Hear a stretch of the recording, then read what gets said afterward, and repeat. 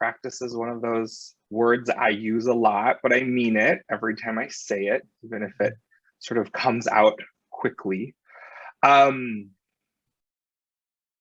we think about the IDP, our intercultural development plan, and our growth along the intercultural development continuum, I think a piece that is important to hold on to, the whole theory reminds or depends on, I should say, having a goal.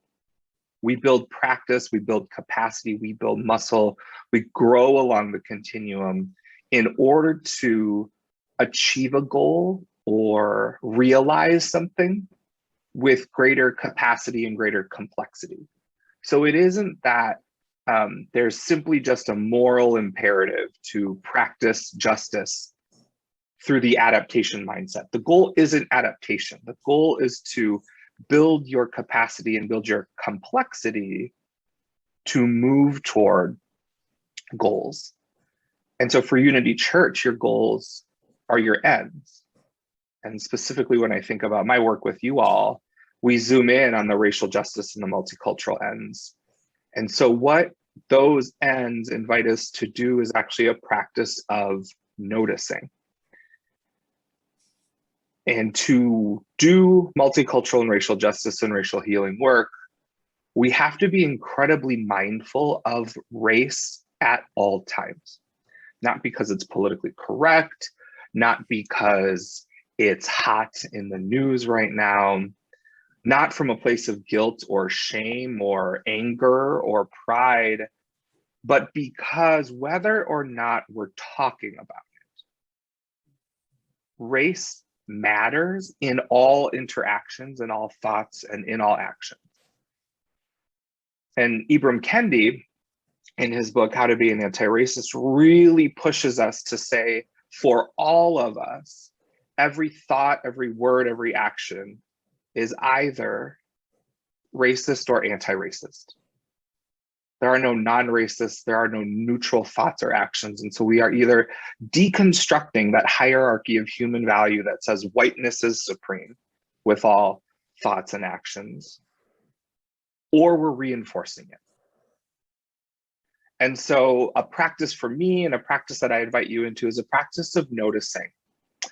And a practice of noticing it really comes out of mindfulness, it comes out of presence, it comes out of awareness.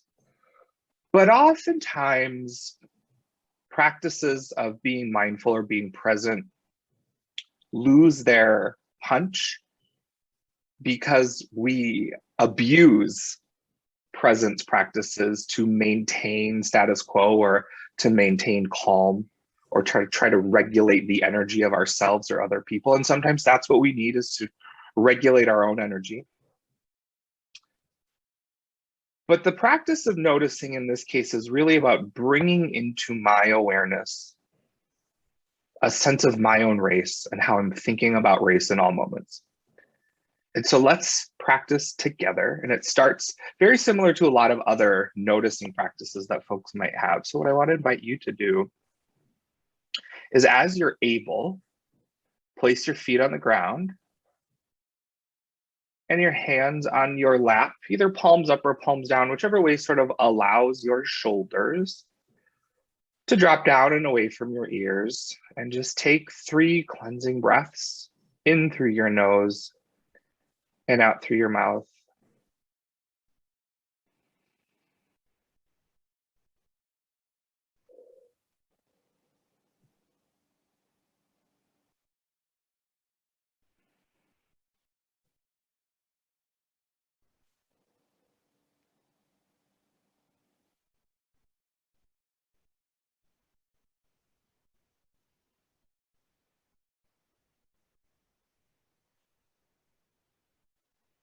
And following that 3rd breath, I want you to look to your left. What do you notice to your left? Come back to center. Now look to your right. What do you notice to your right?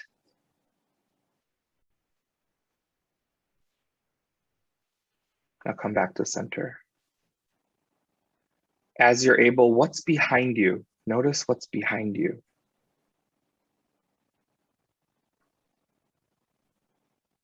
Now come back to center. Now look up and notice what's above you, and come back to center.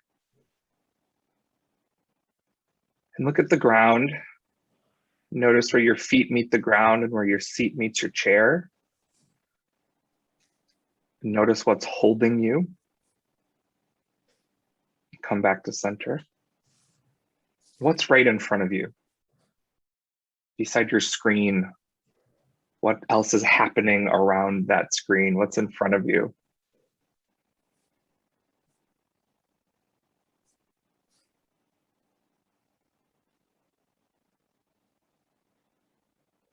And now notice your physical being, from your toes to your knees, your hips,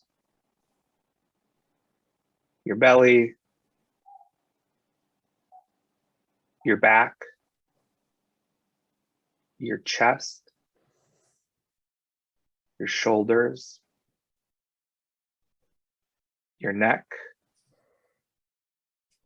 your face, the top of your head, and the back of your head.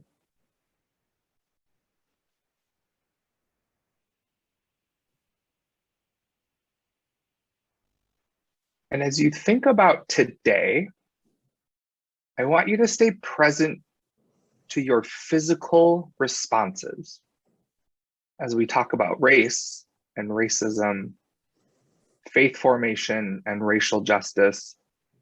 And even now, as I just say those words, what happens in your physical experience as we talk about race and racism and the inextricable link between faith formation and racial justice? What happens physically? Do you contract? Do you expand? Do you shift? Do you feel anything in your throat or your belly or your face? Any cooling or warming sensations? What is your physical being telling you about how you are experiencing conversations about race?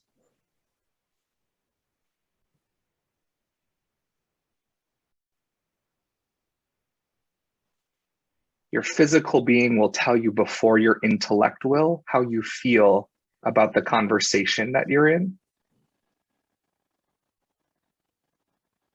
And white supremacy seeks to detach us from our physical experience and the wisdom that we have in our bodies. Because if we're disembodied, we aren't connected to our experience of race. Race can be this theoretical or esoteric thing. We can treat communities as needing to be helped. We can remove ourselves from a system of race rather than understanding us as actors inside of a racialized system.